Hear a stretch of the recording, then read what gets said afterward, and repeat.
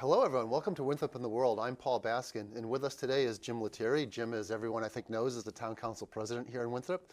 Thank you, Jim, for coming on. It's, as always, a busy time. There's lots going on.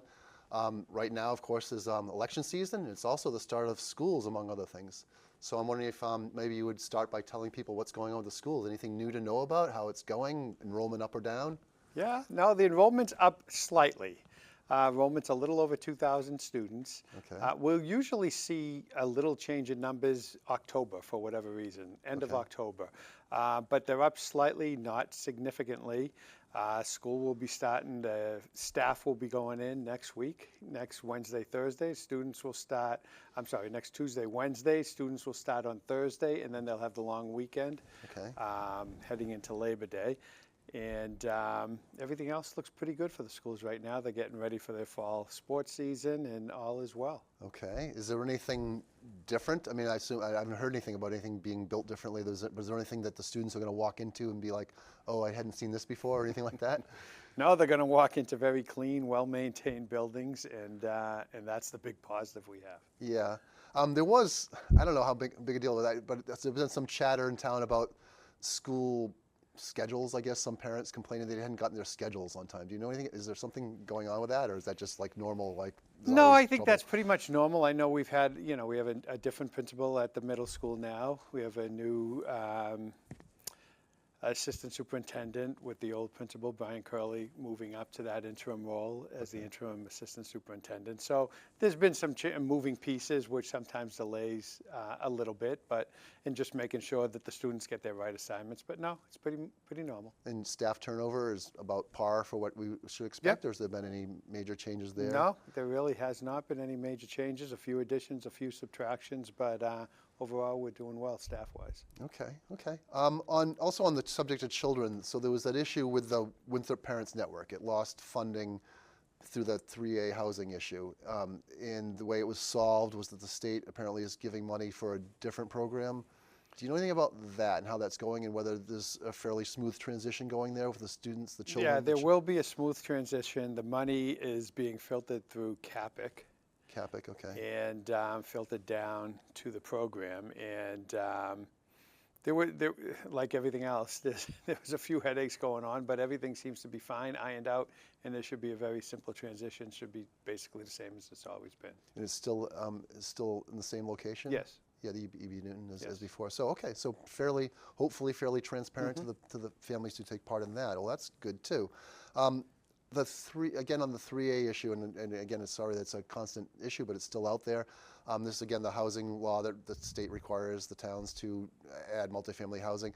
There was supposed to be a hearing on that tomorrow in court, but I think that hearing has been canceled. Is that? I have not heard much about that, but I did hear basically probably what you heard, that it was canceled. And the point being is that the case that was brought by the private, so there's several legal cases going on, but there's one that the town's bringing against the state, there's one that the state is bringing against the town, and then there was the private one, and the private one had been thrown out. That's the one that was supposed to be a hearing tomorrow on the question of whether the town will join that case, but I gather Yes. that's, as far as we all know, is that's a moot issue. Well, now. the logic would be the first question that would be asked would be, what case does the state want to join? Right. Because that case does not exist anymore. Okay.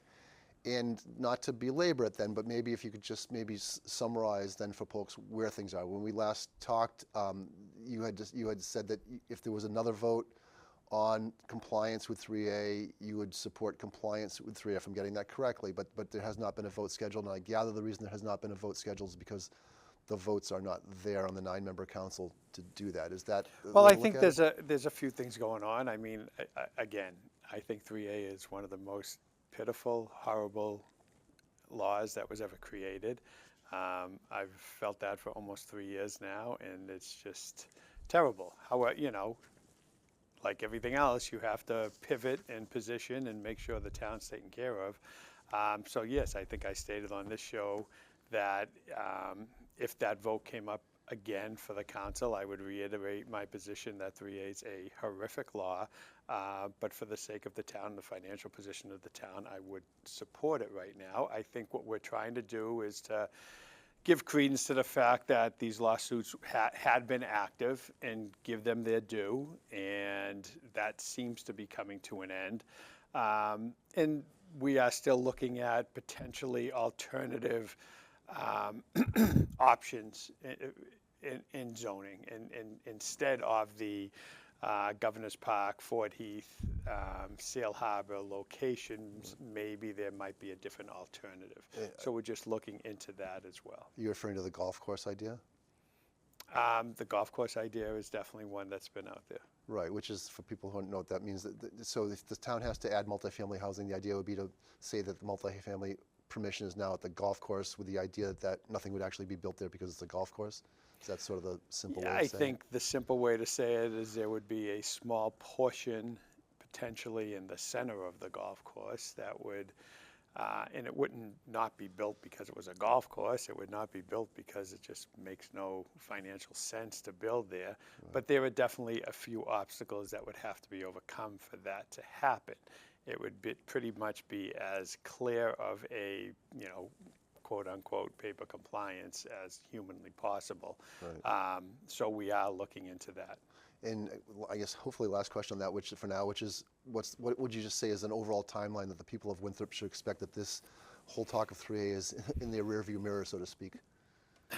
Well, I would certainly hope that by October you will have a clear picture as to where we are going with this. Where we're going with, okay, got it. One thing that a big thing that just came up at the town council, which is the issue of the taxi service in town. There's Winthrop Taxi, and for people who haven't followed it, the town, well, the state gives the town, every town, I guess, in Massachusetts, the right to set rates for a taxi service in town, and that Winthrop, as a result of that, was asked to approve an increase in the rate that the Winthrop Taxi charges for rides within the town of Winthrop, from 8 to 10. Is that correct? And that sort of led to another discussion of whether and why the town should even be in the business of setting rates for taxis. If maybe you could just briefly explain to people what's going on there and what way back at town meeting, it was set that the town would set fares for the taxi. That town meeting, the legislative body of the town would have to approve of any increases in tax fees. And I think one of the main reasons for that would have been to protect the citizens of the town, because there really wasn't any other competition. You didn't want a monopoly, so to speak, to come in and then just raise the prices, so it's prohibitive for people to use it. Right. In this day and age, there are, ride shares and other options available. I do not think we should be in the taxi business. I think for us to make any decision without any financials, without any business knowledge, is ludicrous to me. But I also want to protect, and I don't even know the numbers, but I'm assuming a very high percentage of the rides from Winthrop Taxi is from seniors. Right. And I don't want to shortchange them in any way, shape, or form either. So I did not vote in favor of it, but the council in its totality did pass, did allow the taxi company to increase the in-town fare from $8 to $10. Right. We are now coming up with a potential ordinance change that would eliminate the legislative body from being involved in that process in the future. One question to ask about that was, so you mentioned the fact that you don't want to vote on a taxi increase without knowing the financials. What about the option of knowing the financials and looking at them and making it, why not go down that pathway? I try to pose it like this. If I was going for a loan at the bank and I just went in and I had no information at all, I just said, geez, I'm a nice guy, I'd like to get a $10,000 loan or a $15,000 loan, they'd laugh me out of the bank. And here we have 9 individuals who are not experts in taxi business at all.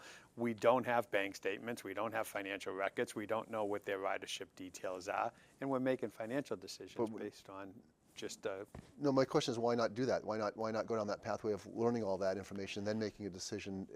Are we sure that I'm a capitalist. I believe people should be able to run their businesses the way they so choose. I would not, if I was the owner of Winthrop Taxi, I wouldn't want to be sharing my financial information. They own business in other town as well. So, I just don't think that that's a proper position for the Winthrop Town Council to be involved in. So the other issue, or the sort of other main issue I think that came up at the discussion, that was, and you mentioned the seniors, which is that some seniors in town need a discounted rate to make it affordable for them.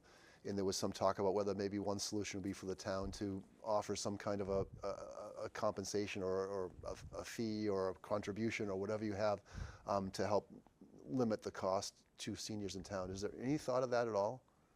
Not at the moment, there is not. Again, we don't know. I mean, potentially 85% of their rides could be seniors. Right. And are we really going to be subsidizing with the taxi for 20% of 85% of their rides? So again, it is not on the topic right now. It is not an agenda item right now. Anyone could potentially bring it up, but I think to make a decision of any consequence like that, you would have to take a look at financials. Right.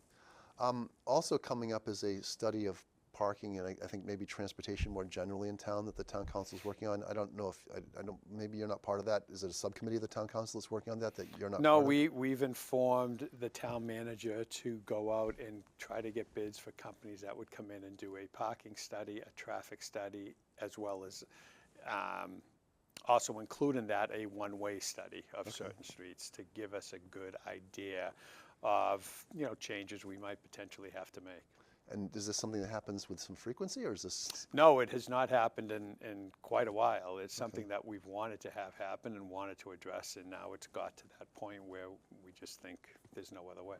And is there something that as you look around town that you see, oh, that points to me that maybe there's an issue with parking or an issue with one-way streets or an issue with any of these things that sort I of think in your there's mind? definitely issues with one-way streets. I mean, we're in the process now. I believe there'll be a public hearing at our next council meeting for Court Road. The decision has been made to make that a one-way from where I believe, and I could be wrong, the top, Loring crosses Court Road in two places. I believe it's Loring, and at the top, it would be a one-way from there heading down towards Pleasant Street. The reason for that direction, we think it flows better. We also think that that would enable us to keep the current parking signs on the same side of the street, so that's where the parking would be, on that right side heading down towards Pleasant Street. And as I know TSAC, Traffic Safety Committee, was looking at that, there are always other talk of other streets and thinking when we're bringing this to an issue, we are going to have other residents saying, well, this street should be a one-way and that street should be a one-way.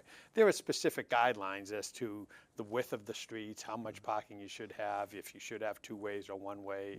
And we have several streets probably not in compliance. And the biggest thing to me always is safety, to make sure we can get emergency vehicles down streets whenever we want to.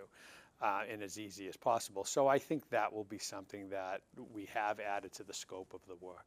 Has the fire department weighed in on the question of what would be most The fire sensible? department did weigh in on Court Road, and they were in 100% agreement on that. And they have brought up other streets, but nothing has been done. So is it fair to say that the fire department in general thinks one-way streets are helpful for their mission? Well, again, I mean, for their mission, it's always more helpful to have the least amount of traffic as you possibly can. They have not come up to us with specifics. We know that there are certain streets that are just very hard to navigate, and we will have an opportunity now to take a look at them. And I'm sorry, I mean, it seems like a big issue, so I want to be sure. Are you hearing from people in town who are saying, yeah, that sounds great, or no, don't do that in front of my house? Or is there sort of a general flow or vibe of what you're getting from the people in town? No, I think like any other issue, I think you're going to have people that think it's a really good idea, and you're going to have people that think it's not a good idea because it's making things more inconvenient. And, whenever you're looking at a potential one-way, you really can't just look at that one street. You have to see, with the changing patterns, what other streets it's going to affect, and to make sure that that's okay as well. Okay. It leads to a whole bunch of issues, and I can try to think of them in any particular order, but one of which is, of course, the tree situation. So there's the town's tree warden has come before the council repeatedly, and one of the issues, of course, is that the sidewalks in a lot of cases have trees in them. They have other things in them, too. And sort of what to do about that. There's talk about maybe putting more trees in parking spaces, I believe, so you'd have maybe a street with parking spaces, but then a tree would take up a spot where one was. But if you can maybe tell people what's going on there, like there's certain, I think there's at least one case where a tree is like almost completely blocking a sidewalk for people getting by. I have not heard any talk about putting trees in parking spots. I have heard talk, there are certain situations where you might have to create a bump out for a tree, which would effectively potentially eliminate a parking spot. It's something I'm I'm not a big fan of bump outs. But there are a lot of trees in town that, the root systems have kind of taken over the sidewalks. Trees weren't meant to be planted next to concrete, I don't believe. And, so we definitely do have situations like that, and we've been taking them on a one-on-one basis. And the tree warden he's a regular at our meetings, and I thank him for his contributions. And, he informed us of several trees that have, had diseases in recent months and have to be taken down, and we're looking into possibility of replanting, more than we're taking down. That's always the goal. But I don't think that they're going to have any impact on the traffic study.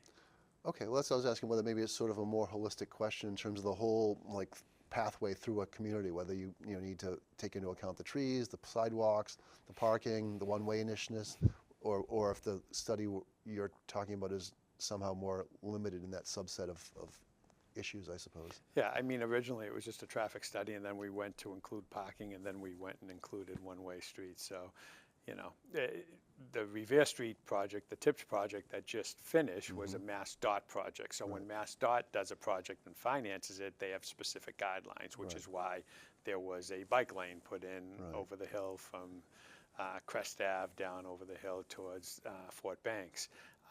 The second part that we will be trying to get in that TIPS project would be to go from McGee's Corner up to the bridge at East Boston. Right. So there would be restrictions on that, on what MassDOT would want us to incorporate in that. But one of the biggest points of that, and hopefully will be addressed in this parking study and traffic study as well, is the intersection basically coming in from the bridge at Dunkin' Donuts down to the set of lights on Pleasant Street. That to me is, and I've said this maybe on your show, I know I've said it on CAT many times, I think that's one of the biggest issues Winthrop has in terms of traffic flow, is coming into Winthrop from East Boston, going back and forth across the street and heading down to the light on Pleasant Street. There's issues with crosswalks, there's issues with, crossing double lines, there's all kinds of issues in that area. That would be addressed in the TIPS project, but I think, depending on the time frame on that, that's something we have to look into. Okay, and what is the time frame on that? Well, that could be several years. Yeah. I mean, the TIPS project that we just completed on Revere Street, we started talking about that in 2013, so it took a while. I mean, one of the things to get 3A brought up was the question of the town's relationship with the state and its ability to work with the state. Did the TIPS project kind of clarify that or demonstrate anything about that? No, I mean, that was a project that was well in the works before. We did get a little increased funding after COVID because it did increase the cost of the project. So, the MassDOT was pretty easy to work with, and, it worked out well. And our relations overall between the town and the state pretty good these days, given what's going on with the housing situation? I haven't heard anything negative from the state recently. Yeah. We haven't had any lawsuits or anything, so we're in pretty good shape right now. That's good. That's good. Parking rates, sort of related to this. Is there any thought that the parking rates could be adjusted either as part of this study or any other way to more closely reflect the actual cost of the land that's being used here? Parking rates. Well, it's $5 a year for a parking sticker, space. residential parking sticker. Yeah, because it's essentially $5 for a space that's worth a lot more than that. Yes, well, the stickers can't pay for the space. I mean, there are very strict guidelines into what kind of fee you have for anything you provide, so the fee shouldn't outweigh the cost of providing that service. I would say that $5 does not even cover the stickers right now, so I'm sure that fee will be looked at. I don't think it's going to be anything exorbitant to match the cost of a parking space. I mean, there are residential developments that pay $2,500 for a parking space. That's not going to be what a parking sticker shouldn't be more than $7 or $8. So I don't think the fees for the stickers will in any way address fees for spots, so to speak. We are always and have always had a parking issue in town. If you look at the number of cars, I believe bought in 1975, it's roughly up 40% since then. So cars are only going to increase for the most part. We do have an aging population, which in some respects might stabilize that, but we issue approximately 15,000 excise tax bills a year. So that's 15,000 vehicles in town. Out of those 15,000 vehicles, we have roughly a little under 7,000 parking stickers that have been issued. Okay. Because a lot of those people either live in apartment complexes that have their own parking, or condominium complexes, or just have off-street parking that they do not get a sticker. So roughly a little less than 50% of our cars have applied for parking stickers. Okay. Is there a reason why the cost of the park, other than, I mean, the legal one, I mean, because it's a legal question, but just sort of as a more fundamental question, why the cost of using the space shouldn't reflect the cost to the town that the town pays to maintain that space?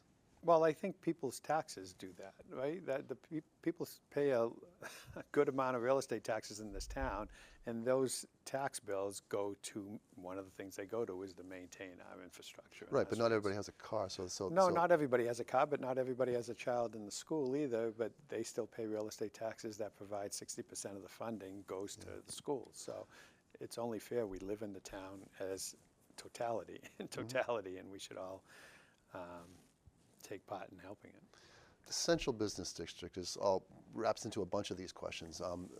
Housing, parking, roads, everything. And there's people who, on the council, in fact, we've heard, who think the central business district is, I think it's fair to say, as big as it should be. Others seem to think they'd like to see more growth there, have larger apartment buildings there.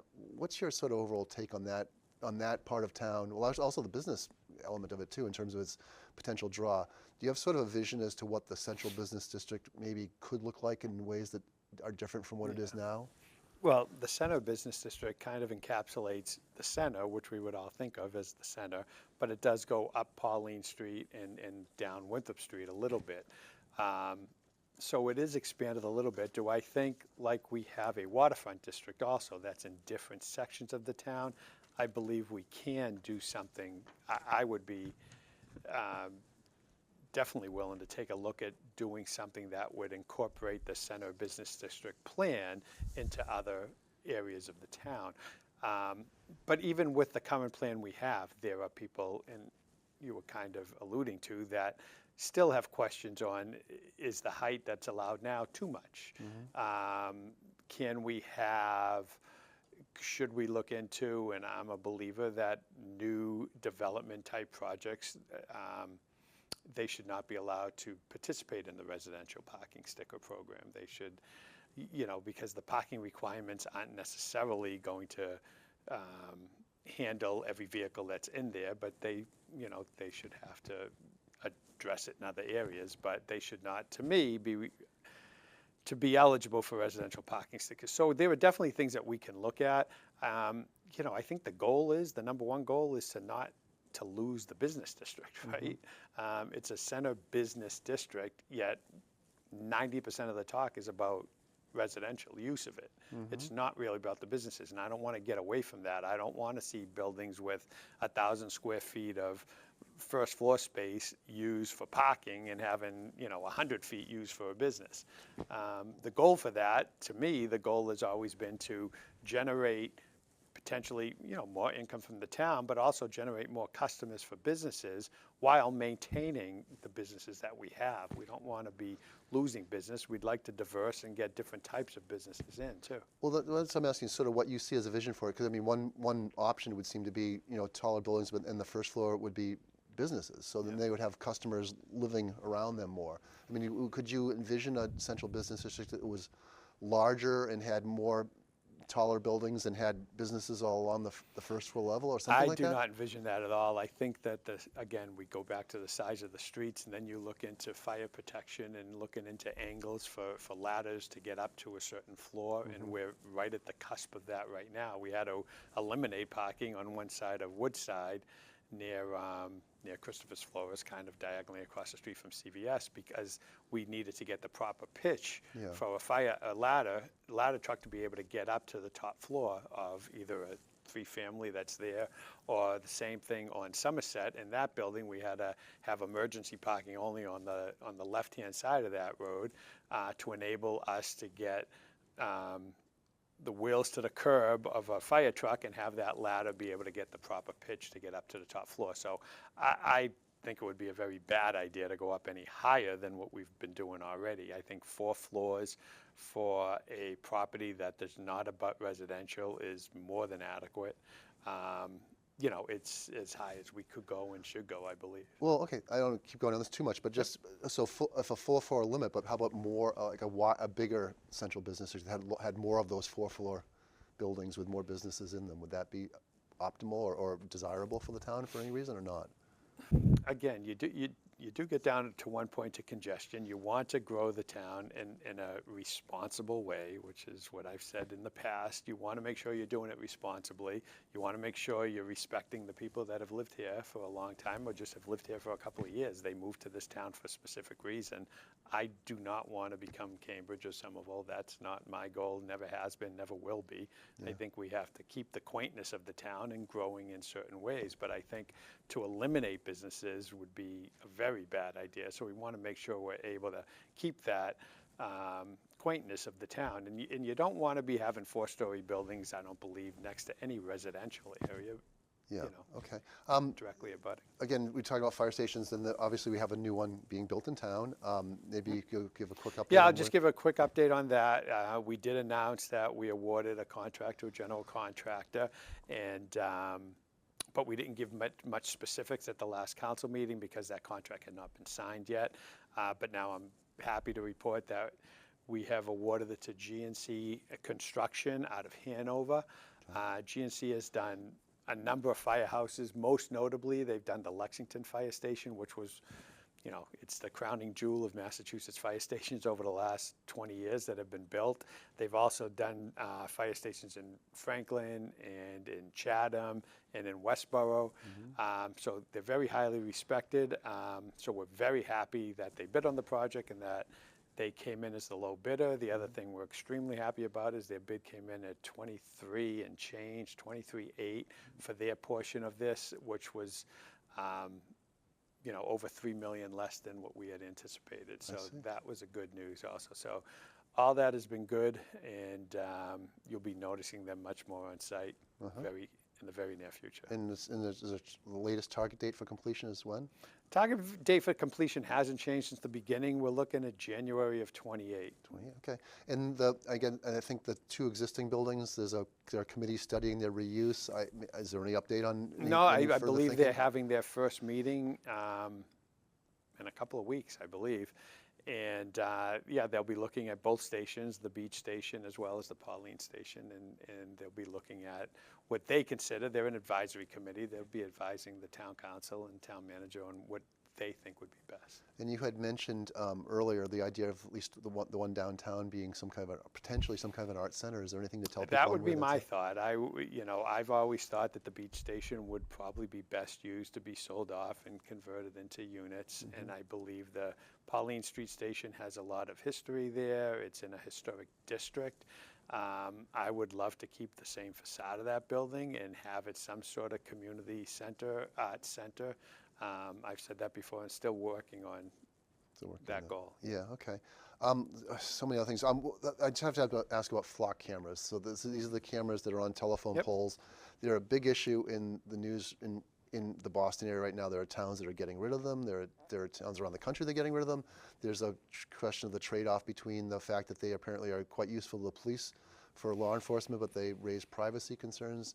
Can you tell us how many of those cameras, either by Flock or other companies, are in Winthrop, and what you think, if anything, needs to be done differently with them? I can't tell you exactly how many. I can tell you that there's several of them. I believe that, to me, my opinion, they should stay. I think they provide an incredible service. I believe that if there was one, God forbid, child abducted or any incident, something like that, and we were able to get a good lead or solve that case because of that camera, I believe it's worth any inconvenience it might cause. I think a lot of the inconvenience I've heard and issues I've heard throughout the country have been from, you know, more personal related items and yeah, abuses by individuals. Yeah. And I think you gotta find a way to deal with that because I believe the positive things that come out of this is way more important. Do you see an expansion of that then in any way, any particular way? No, I mean, I think no, I don't think it needs to be expanded, but I think at the entrances of the towns, of the, you know, major intersections in towns, I think they're a really useful tool. Do you see any room for a public debate on the question of who owns the data and who it's being shared No, I with? think that's, AI in general and all this data sharing is going to be huge issues in the future. So I definitely think that that's something that we should look more into to make sure. Well, that's what I'm wondering is this, Yeah. if you can foresee either debate on the council or wider in the community in terms of who exactly gets this data? Are we being paid for this data? Right. Or? Well, that's why I don't think it necessarily should be a debate on the council. I think it should be information that we get from the fire department, police department, powers to be that know more of this information. So maybe an update to the council so we could talk out of, a position of intelligence rather than just throwing stuff out there. Yeah, okay. The business, we're actually almost out of time, but let me get in just for time. The business community in Winthrop has been a concern. There's obviously the main hardware store closed down, but that sounds like that was personal reasons. There was some other businesses coming and going. Just generally, do you have a sense on or feeling, I guess, of the business climate in Winthrop these days? It's always a concern. Is there anything the town is doing particularly well to attract business, could be doing more to attract businesses, where you see it? Yeah, we've tried to, over the last 15, 20 years, tried to streamline the process to make it as simple as possible for people to go in, give them a direction of who they need to see, what process they need to follow. I think that, you look back and people will always say on social media or whatever, do you remember this one, this one, this one? Businesses come and go. That's just what happens. Yeah. Sometimes it's usually just cyclical. Sometimes it happens more in bunches. I mean, we were very proud that we were one of, if not the only, one of the very few amount of towns in the Commonwealth to not lose a business during COVID, and we were very proud of that. But you hear about businesses that leave. Some of it is just longevity, some of it is personal, and some of it is business related. They come up, maybe with a model that doesn't work in Winthrop. But then you look at Michael's Mall with the end cap store has 3 new businesses coming in, I believe. I don't know who they are, but you do see businesses switch over and turn. I think the chamber does a really good job as best that they can in trying to attract more businesses. Sometimes we seem to get a flood of certain types of businesses and not more of a diversity in types of businesses we have. I've always said you can't basically get a pair of socks or underwear in the town, but and that's hard too with Amazon and everything else that's out there. But I think we're a very attractive town, but we have to rely on Winthrop people too. I know that there are some restaurants that generate over 50% or close to 50% of their business from people outside the town, but the vast majority of smaller businesses really are relying on Winthrop residents to do that. And we do have a little bit of an aging population which affects that, and I think it's more cyclical, and I think we'll be fine. Yeah. Well, we're out of time, but thank you, Jim Letterie, the town council president here in Winthrop. Thank you for coming on. Always a pleasure. I appreciate your time. Thank you, Paul.